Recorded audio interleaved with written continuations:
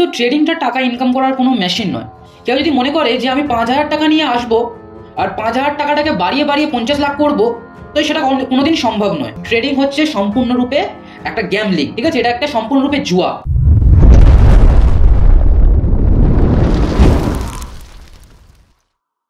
ট্রেডিংয়ে আসে মানুষ প্রফিট করার জন্য, টাকা ইনকাম করার জন্য, কিন্তু ট্রেডিংটা টাকা ইনকাম করার কোনো মেশিন নয়।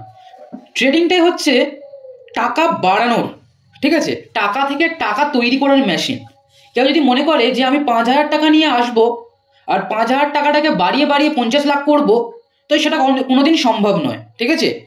এই মিথটা সবার মধ্যে রয়ে যায় যে আমি ট্রেডিং শিখবো, আমি যদি খুব ভালোভাবেও ট্রেডিং শিখি, কোনো যদি কোর্স করি বা কোনো ইউটিউব চ্যানেল থেকে হোক বা যাই হোক টেলিগ্রাম থেকে হোক, বিভিন্ন জায়গায় যদি আমি শিখি, তো সেখান থেকে যদি আমি শিখতে থাকি, কিছুদিন পর হয়তো আমি সেখান থেকে প্রফিট করা শুরু করব।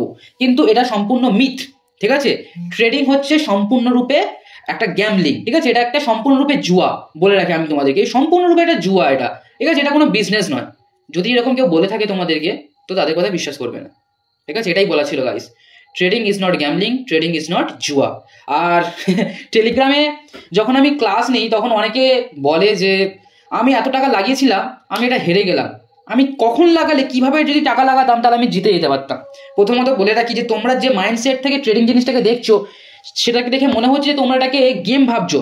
যেমন পাবজি বলো, পাবজি, এগুলো পাবজি ফ্রি ফায়ার এগুলো আলাদা গেম, যেগুলো টাকা লাগিয়ে খেলে, বিভিন্ন লুডো গেম হোক বা ক্যান্ডি ক্রাশ টাইপের আরও উইনজোতে বিভিন্ন রকমের গেম খেলে, ড্রিম ইলেভেনে গেম খেলে।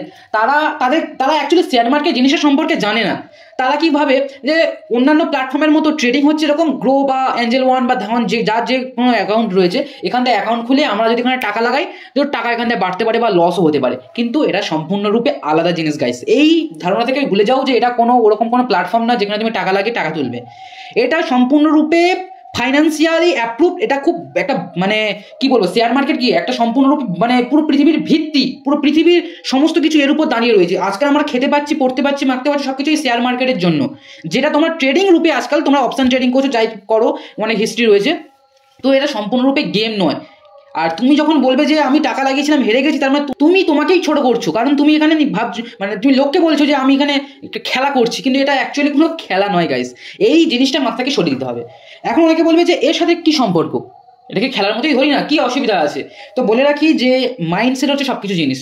তুমি যেরকম মাইন্ডসেট নিয়ে মার্কেটে আসবে, সেরকমই তুমি ফলাফল পাবে, ঠিক আছে? তুমি যদি লার্নিং মাইন্ডসেট নিয়ে আসো আর এখানে এসে যদি শিখতে চাও, সেই জিনিসগুলোকে বুঝতে চাও, বই পড়তে চাও, তবে সেখান থেকে তুমি কিছু করার সম্ভাবনা রয়েছে।